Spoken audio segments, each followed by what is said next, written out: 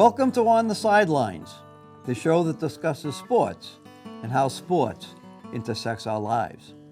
I'm your host, Paul McGrath, and I am glad that you can join us for this show. The town of Westborough is very fortunate to have three former residents who have participated in the Olympic Games. Going in chronological order, we have Jimmy Campbell, a member of the 1994 U.S. men's hockey team playing in Lillehammer, Norway. Nikki Stone, who competed as an aerial ski jumper in the 1994 Games in Lillehammer, Norway, and the 1998 Games in Nagano, Japan. And Ashley Hayden Walden, who competed as a luger in the 2002 Games in Salt Lake City, Utah. Westborough Olympians, welcome to On the Sidelines. And I think we're all scattered to the winds here in the United States of America.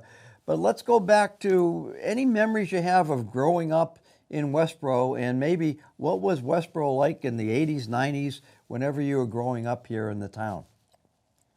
Well, I can say it was amazing for me. I still remember gym class being my favorite class in elementary school. And I got to go back after I won the Olympics, and I saw in the middle school, the junior high, that my name was still on the wall for doing the broad jump. So you could see sports definitely had a strong impact on me throughout school. Thinking back to the sports that I played in high school, it really was fond memories growing up there. Still so many friends that I keep in touch with from Westborough. And it's been a little while since I've been there, but I would love to get back to see everything and relive those memories. And where are you now? I'm now in Beaufort, South Carolina, where it's a little hotter and a little buggier, but really great to be down here. Just a couple of years ago, I moved down here from Utah. Okay, very good. Jimmy? I had great memories of Westborough. Growing up in our neighborhood with the Lynches and the Gagnon, we were over on Carolyn Drive. Yeah. My parents I had three other brothers. We grew up playing street hockey, going to the North Star Youth Forum down there, and the rink, skating all the time. I grew up with some great friends, Chris Gallo, Rob McCullough. We had awesome times. And like Nikki said, you still stay in contact with all the people from Westborough. It was a great place to grow up. And Ashley? Just echoing Jimmy and Nikki's sentiments towards Westborough. I mean, it was very fortunate to be able to grow up there, especially their support of sports. Throughout the time I was at high school, I was traveling and competing internationally. The school was really willing to work with me to make sure that I could still continue in my athletic career and follow my path with school. And the community got behind it too and really helped to support all of the endeavors. And I truly believe that without being from a community like Westborough, that I would not have been able to compete in the Olympics and continue on that journey. So just really great memories of the area. And as we were chatting about before the show started, try and get back whenever I can. We still have some friends and family in the area, and hit up some of our favorite places, House of Pizza, and really just enjoy the time that I'm able to spend there when I can get back. Okay. Well, let's go with Nikki. Nikki, we do embarrassing things once in a while, but if we can show, Hayden, if you can show here, we'll go back to the high school. There's Nikki Stone right there, and Westborough High, and I guess they called her the Stoner back then. But those were the days of high school. And Nikki, if you can tell us, aerial ski jumping, how did you get to be an aerial ski jumper in Westborough? I mean, I don't see any jumps around here, and I've lived here a long time. Can you give us a background of how it developed, that particular sport? Yeah, well, first I have to address that picture. And I remember taking these senior pictures and thinking, I want to wear a sweater that is going to stand the test of time so that no one's going to look back and say, what is she wearing? But someone should have told me with the hair, I should have done the same thing. So I I have to cringe a little looking at that picture. But luckily, Westborough was great for me as well as Ashley, because I grew up doing gymnastics right in Westborough. And the gym actually ended up moving to Natick, Massachusetts, but I really had a great foundation there, started in Westborough. And I did some skiing recreationally. We would go up to New Hampshire to go skiing. My parents had a condo there. And the marriage of the two sports, I saw it on TV when I was about 16 years old, and I didn't get to try the sport until I was 18. So my career started later than many, but having the foundations in gymnastics and skiing really helped me to be able to flourish and do well in the sport of aerials. So where do you, I mean, it was a fairly new sport, if I read correctly, when you were starting that. How do you practice some of those jumps? I mean, it's like your jump could be your last one, especially the one that you did for the gold medal. How do you practice those? Do you do it without skis? How do you actually practice those? Well, we start on a trampoline, and then we go on water ramps. And Ashley actually lives in Lake Placid, New York, and that's where I started out. We go down these plastic ramps that are like bristles, like a brush almost, and you ski and you flip and twist into a pool. And it's aerated to give you bubbles to make it softer for the landing, because when we're going 50 feet in the air to that kind of landing, it can be extremely intense. It's almost like landing on cement. And we have to put layers and layers of fiberglass on our skis so they don't break. So it tells you how intense that landing can be. And I was very fortunate to be able to go into water at first, because believe it or not, I was afraid of heights. Oh, and so to be able to overcome that and do the sport of aerials really was a big feat for me. But we take so many small little steps to get to that top peak level, Olympic level, that it really helped me be able to develop and grow each year as I went along. So the major practicing, I guess, was in, you said Lake Placid or over there, and Yeah. so when you jump, in the yeah. So when you Sorry, jump go ahead. into the water, was it barefoot, or did you actually have skis on your feet when you landed? We have skis on. As I said, they put layers of fiberglass on our skis because they can break so easily. And so we ski down the ramp and we flip and twist into a pool. There's two facilities in the United States. One's in Lake Placid, New York, and the other's in Park City, Utah. And we're very fortunate in the United States to have such good facilities, because a lot of the foreigners come to the United States to compete and train, because we have, so many great things that are put together by our Olympic Committee.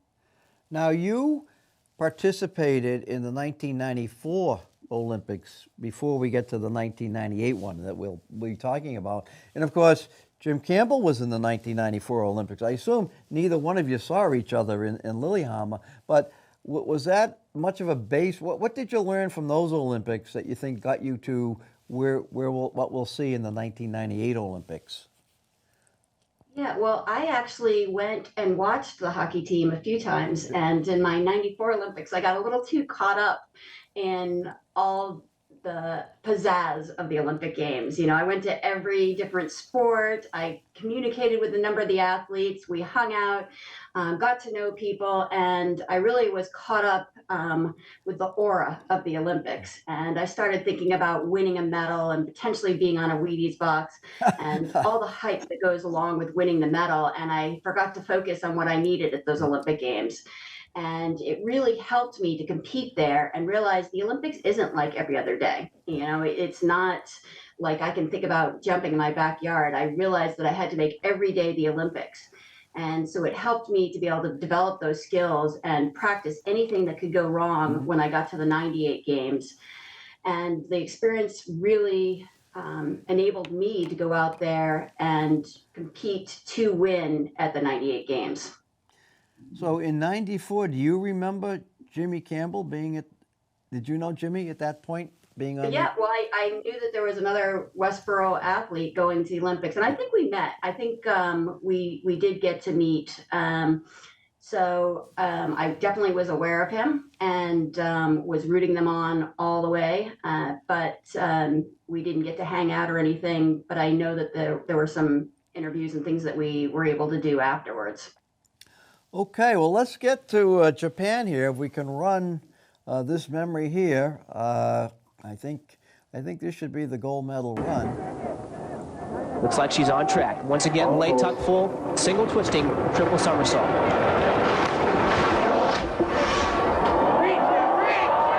Oh, she did it! She did it! That is going to be a terrific score. I think she may have put out a reach right there, Ted. She knows it. That may have been gold. A high degree of difficulty, and she seemed to land perfectly. What a moment. She has an inoperable back injury, and despite all the suggestions to give it up, to quit, she knows she may have just done it. Great opportunity to see just exactly what the aerialists are looking at there, way up over the ground there.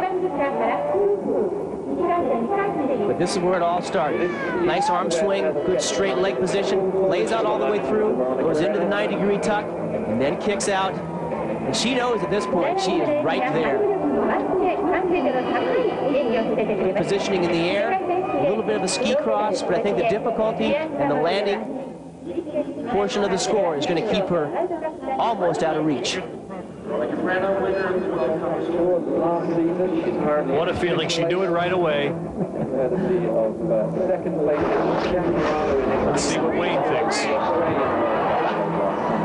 He agrees. Yes, he does. Yes, he does. He is pumped. Well, there you have it. Another good landing. Thoughts and memories for that particular jump. Did you know at that point that how close, what you had to do in order to get the gold, or was it just you do the best you can? I was so focused on what I was doing that I didn't know what anyone else was doing. I didn't know because the winds were gusting up to 50 miles an hour. So I didn't know the other women had backed down on the degree of difficulty and weren't doing the more difficult jumps. And as I said earlier, I had actually trained in anticipation that there could be something like wind or snow or bad conditions when we got to the Olympics, and there were. And so I was doing more difficult jumps, the triple backflip, but I didn't know what anyone else was doing. I didn't know if there were jumps that they were doing. I didn't know what kind of lead I had.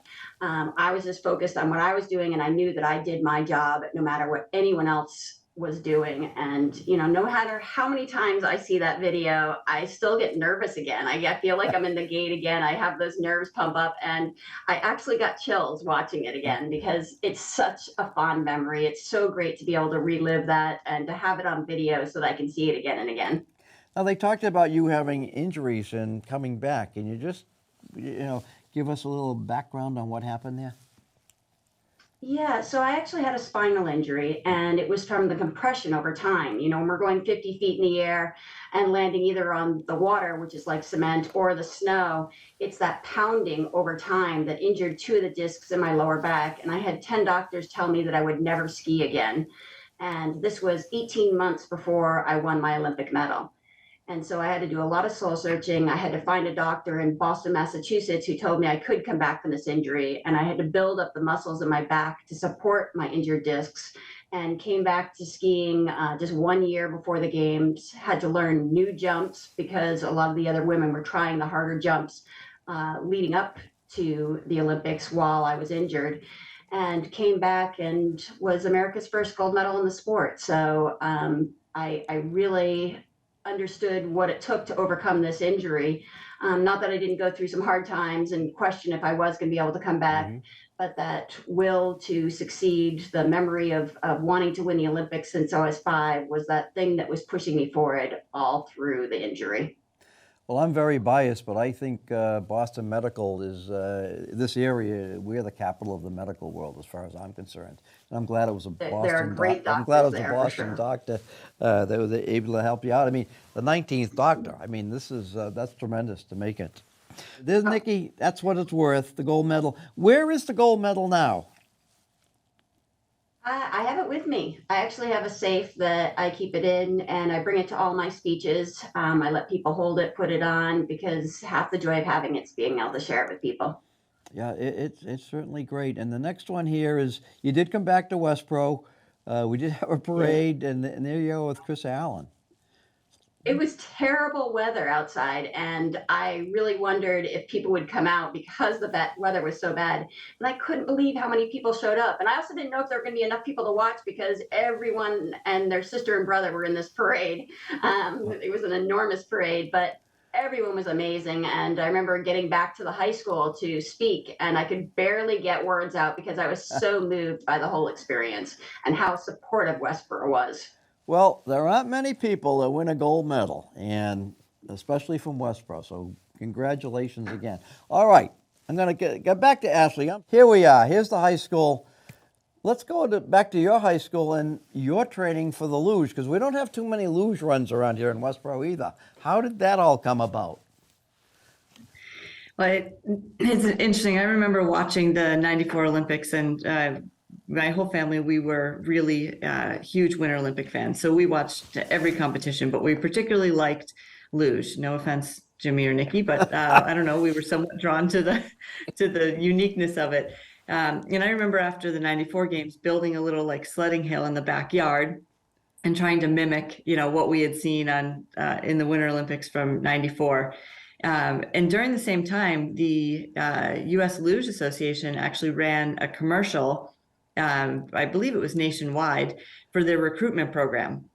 Believe it or not, they have a recruitment program to get younger kids involved. So I randomly picked up the phone and called and signed myself up. And they were holding a clinic in Danvers, Mass. So I convinced my father that it was a good idea to take me. So we went and it was during the summer, and they had blocked off this hill in Danvers, and they had luge sleds with rollerblade wheels on them. And so they were teaching kids how to steer these sleds. They set up cones and a course to drive around, and they did a small fitness test. And then you waited months to see if you'd get invited to come to try it on ice, which was in Lake Placid, New York. So I got invited to try it in Lake Placid, and then just kind of kept working my way up through the ranks and through the program. So I was, by the time I think I was 14, I was traveling internationally, competing on a junior circuit, and doing a lot of the training in Lake Placid where they had a full course. So really just was fortunate to be able to have an opportunity right in Danvers to even try out for it. So, well, we have a picture here, and basically you're prone. You're lying flat. It looks like you're looking up to heaven saying, please don't let me crash. How do you... There are times that's what you think. I mean, how do you, when you train, I mean, are you able to look up? Because, I mean, I don't know how you know where you're going. I mean, how do you practice? How do you get into that, into just direction and knowing what's coming up? Do you start like sitting up to see how the track is? Or how do you actually start on that in the luge? Yeah, so it's really important that you lie really flat because of the balance of the sled. So you can't sit up on the sled. The center of gravity and the way that the sled steers doesn't allow for it. So you really need to stay connected with the sled. You can pick your head up and look and see where you're going. But over time, the more runs you take down the track, the more comfortable you get with it. You get almost a sixth sense for where you are in the course. You don't want to look a lot because it's aerodynamics and you're trying to go fast. But there are times, you definitely need to make sure you're online. And so you'll go back and forth from taking a peek to make sure that you're all set, and then basically going blind for an area where you're comfortable with until you need to kind of have another check. So it's a balance of trying to push the limits, but not pushing them too far. So Nikki had a nice your water pool or whatever to land for practice. What do you have anything to practice if you go up and over the rim or land or what? It's like good luck. Here we go. How do you? I mean, it's amazing. You can't have the fear of crashing, I guess. No, you really can't, because as soon as you have that fear, it's there's something extra in you that then you're not able to really push the limits, which you need to in order to be competitive. It's the sport's timed to 1,000th of a second, and races are won and lost by that 1,000th of a second. So there's no room for hesitation. There's a bunch of different training that you can do throughout the year, but you don't train to crash. You train to go fast. I would hope not. In the year, you in the Winter Olympics, you were in the 2002 Winter Olympics in Salt Lake City, and out of all the Olympians, you finished 8th, and the first 3 were German. Do you think they have different training, or it was just they were better athletes? How, or was Germany, that was their sport for that year? Any thoughts on that? Yeah, Germany's really still the dominant nation in the sport. They have within their country, they have 4 tracks, and they start the program as like an after school program. So that all of the communities surrounding each of the luge tracks in Germany have clubs and they have programs. It's something that's more ingrained in their culture. So they have an amazing program. They still do. They've got a lot of great German technology that goes into the sleds, and they have a lot of great athletes. So the U.S. has become more competitive and has since won their first medals in singles and doubles in the sport of luge, but still Germany remains the dominant nation. Mm-hmm. Does the manufacturer of the, I guess, is the word sled that you're on, are they made of fiberglass, or do different countries have different types of sleds? Any thoughts on the type of equipment?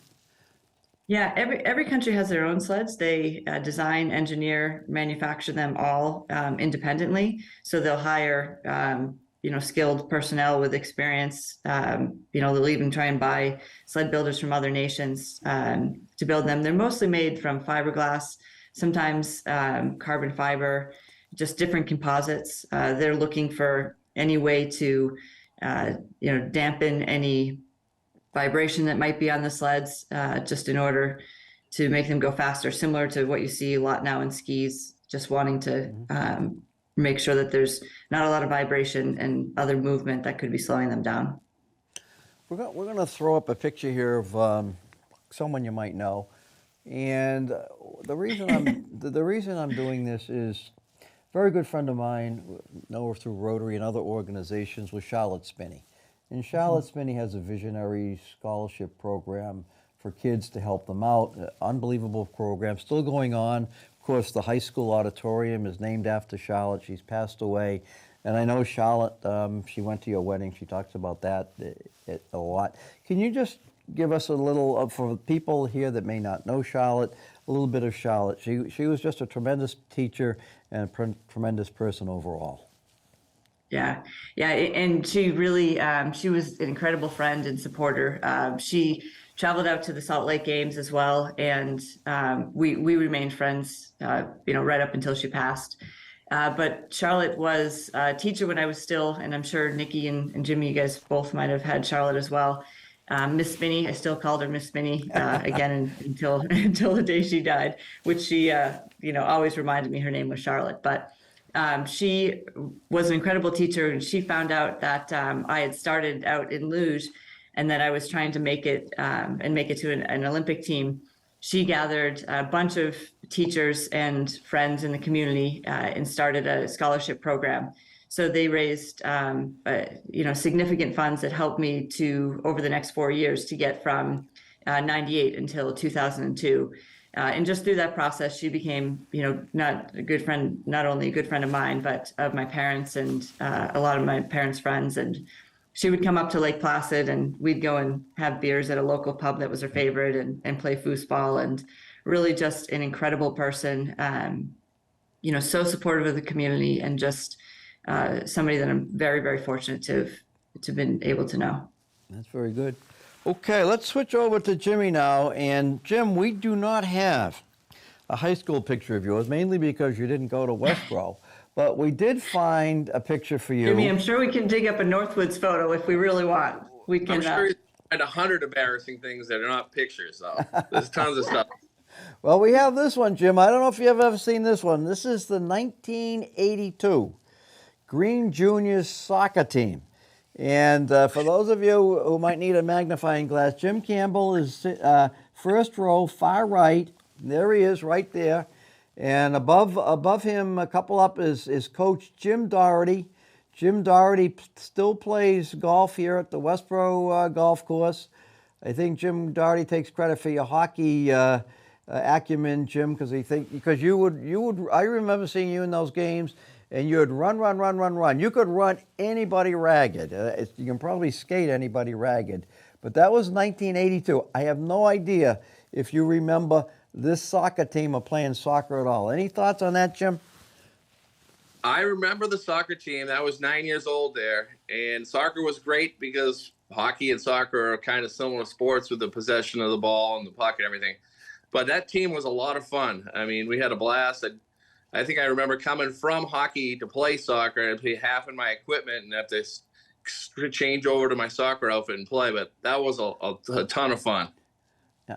So you soccer, and we eventually did not go to Westborough High School. We went to a couple of different schools, and then Quebec Major Junior. You took a different route to get to your professional hockey.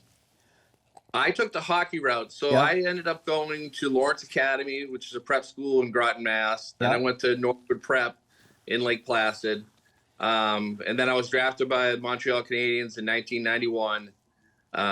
Then I went in to play in the Quebec League for 2 years, which was an experience with being in Quebec with everyone speaking French and everything, and a kid from Westborough. Yeah. But it was an adventure. Hockey has always been great to me, and it was quite a journey. I loved it. And then I ended up in the Olympics in 94. Went on to play 16 years pro hockey after that. And I mean, everything I have is because of hockey. It's just been a great journey. Well, let's show. Here's a picture of you with the USA shirt on. They actually made a card out of it. So I guess you're official here. And if we can zip to another picture here, we will get to see the team. That's the U.S. team. Jimmy, you're right in the middle, standing up in the middle there. And that team in 1994, it was the youngest team to play in the Olympics. And we had on that team, we had 7 players from Massachusetts.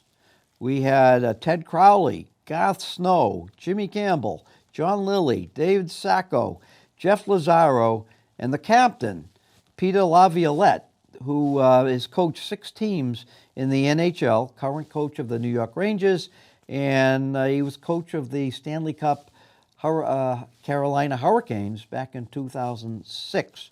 So we had a pretty good team there, a young team. Unfortunately, the record was 1-3-4, but it had some pretty good games. I don't know if you remember these, but just to go through some names, Jimmy, the Slovakian team had Peter Stastny and Ziggy Palffy, 2 excellent players. Czech team had Roman Turek. Canada, and we'll talk about the Canadian game, Chris Therrien, Peter Nedved, and Paul Correa, pretty good players. And Team Sweden had Peter Forsberg, Mats Naslund, and one of the greatest hockey names ever in the NHL, Håkan Loob. But you had some pretty good, you were going up some pretty good competition there. And let's show, what do we have next, Hayden? Can we show the quick? Joseph took a swing at it, and the Americans now coming up quickly. Campbell, Marchant watches that as it goes off the... So we had to find a clip, Jimmy, with you. That was a game against Canada that you tied. That was one of the best games that you played. Any thoughts on the games and the practice? And bring us through the 94 Olympic team there, if you could. So going back to the picture and all the guys from Massachusetts, we all kind of grew up playing together. And then we kind of had a special training. We traveled for the first 8 months before the Olympics. We went all over the U.S., played pro teams, played college teams. We went to Europe 6 or 7 times. So I guess the thought was we'd be adjusted to the time change and be ready to play. But that whole time was the time of my life. I mean, I was 20 years old, traveling around the world. It was amazing with a bunch of characters. I mean, those kids from Massachusetts that were friends were a lot of fun, and being on the road with those guys for 8 months was a blast. And that's, besides the sport of hockey giving me all that stuff, the friendships I made along the way were unbelievable. I mean, the coach said Tim Taylor, John Cuniff on that coaching staff. The players on there just became friends, and we see each other, we reminisce. It was a great adventure. Yeah, you had some great names on there, and the goaltending coach was a fellow named Joe Patagna, which you wouldn't be involved with him, but he actually became the commissioner of Hockey East. And, of course, Tim Taylor was down at Yale for many years. So you had some pretty good names on that team.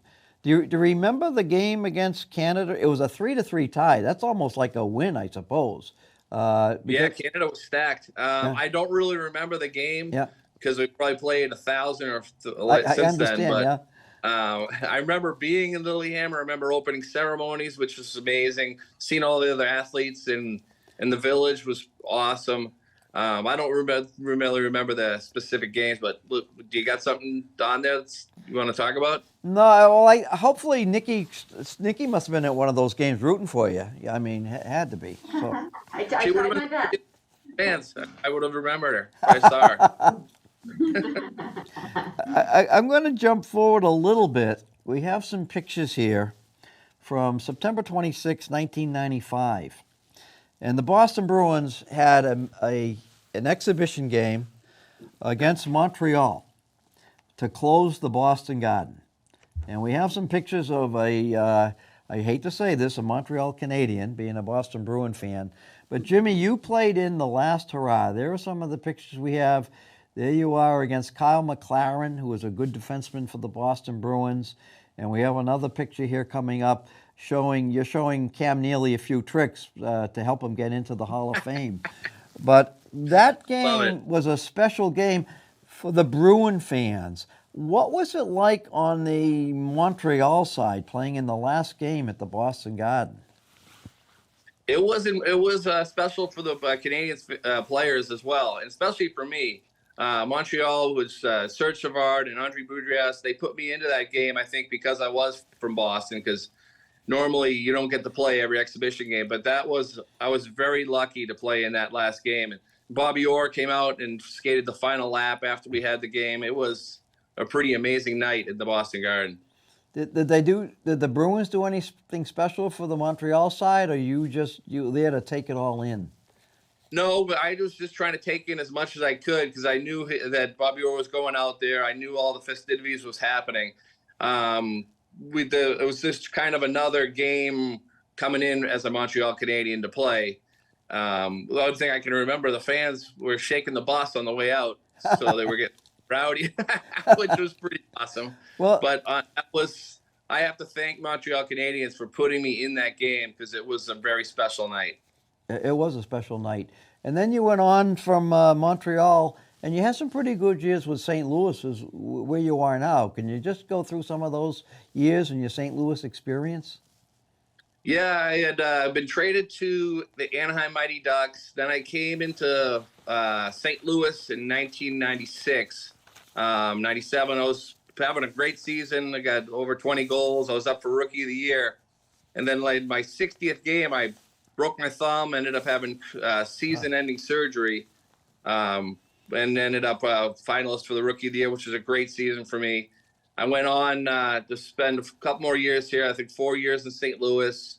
After St. Louis, went back to Montreal, Chicago. I have to sometimes check my stats to see because there's so many different cities where I was and what year they were. But like I said, starting with that Olympic journey in 93, 94, traveling around, then playing pro, traveling around, I ended up playing in Russia for a little bit, in Switzerland, a lot of the cities in the U.S. It just was an amazing time. And think about all the make on each team. There's 23 guys on each team. And the database of friends and guys I have across the world are amazing, and they've been awesome friends. Right. In your rookie year, you finished third in Rookie of the Year voting. Number 2, for those hockey fans, I think they know this name, Jerome McGinley was number 2. And New England and I believe Rhode Island-based Brian Berard became Rookie of the Year that year. So you had some pretty good company there for Rookie of the Year. Yeah, they were great players. Jerome went on to play 1,200 games. And Brian got his eye knocked out or scarred in one of his games, shortened his career too, but they were both great players. Okay, let's go forward now. Maybe we can start with Nikki. Ever since the Olympics and life has gone on, what's Nikki been up to, and what is she doing now? Well, I now do motivational speaking, and I speak for corporate groups and universities or colleges or organizations. And I also wrote a book that became an Amazon bestseller, When Turtles Fly, Secrets of Successful People Who Know How to Stick Their Necks Out. Well, I saw that, Nikki, When Turtles Fly, da da da da da. I mean, you're not supposed to drink or take drugs. How did you come up with this name for the book? So my philosophy for success was taught to me by my parents when I was young, and they told me to be successful, I have to be like a turtle. You have to be soft on the inside, you have to have a hard shell, and you have to be willing to stick your neck out. And so it's something that I always used throughout my career. And so I was always developing this turtle. And then, of course, I wanted to make that turtle soar so that I could win my Olympic medal. So that is something that I developed over time. And it's something that I speak on now with corporations as well. And I was going to say that the last job I do, which is probably my most important and the one I'm most proud of, is being a mom. Oh, very. And how are we, Mom? Can you give a shout out to the kids? Zolly and Zealand. Zolly's 15 and Zealand is 12, and they're at the age where I always think back to my days in Westborough of being in junior high and being in high school, and so every time they're going through something, I relate back to those years when I was there in Westborough.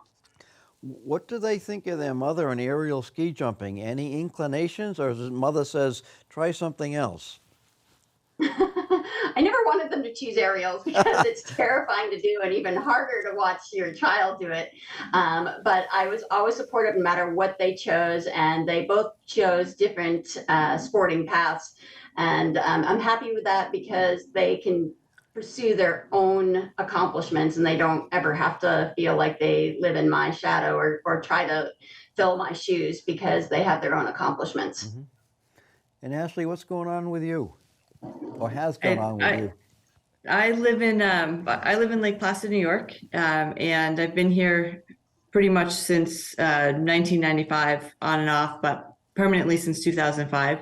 And I have two kids. I've got a 4-year-old and a 10-year-old, and I'm actually starting a new position on Thursday.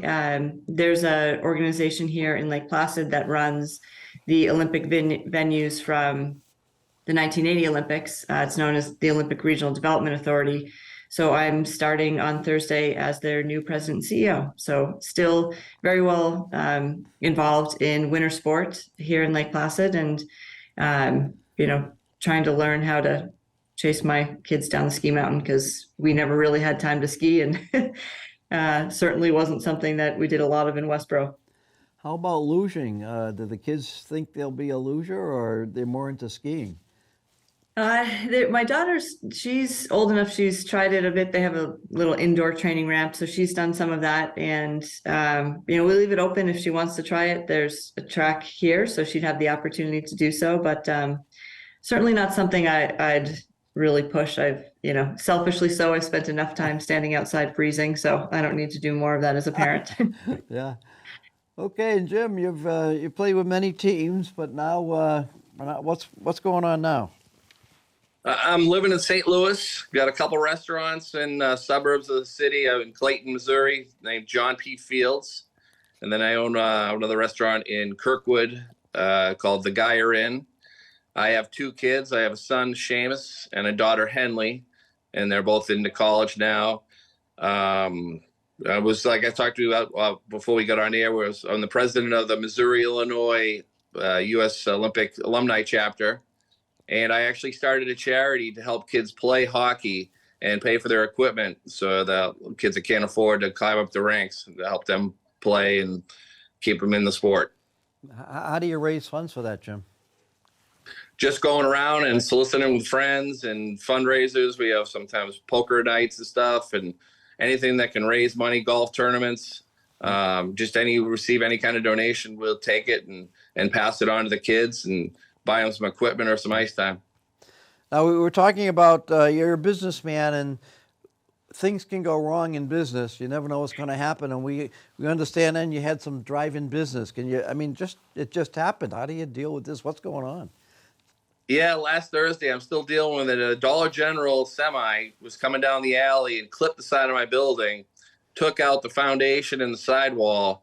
The fire marshal showed up. The city inspectors said to everybody out of the building, it's unsafe. So we're trying to repair the building and figure out what's going to happen, what we got to do to kind of get open again. So John P. Fields is temporarily closed, but we will be back, and it's better than ever. Yeah.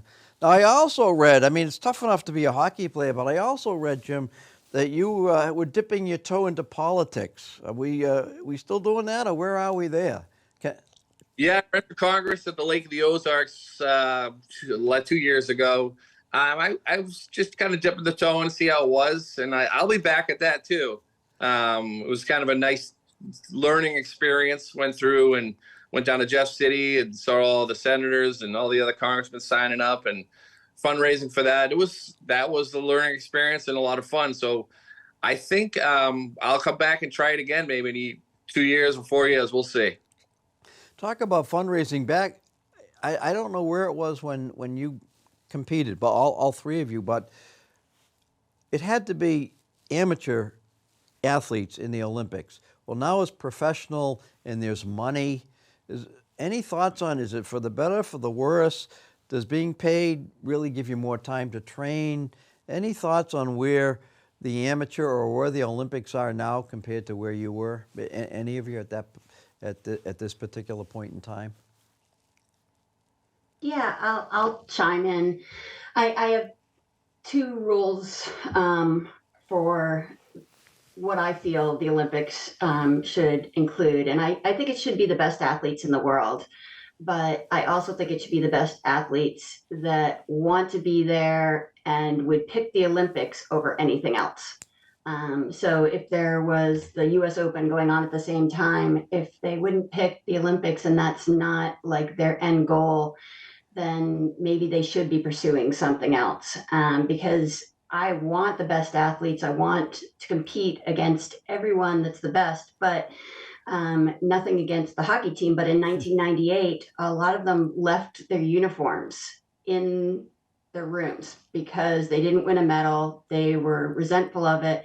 And for me, when I walked away from the 94 Olympics, my uniform was the thing that I cherished the most.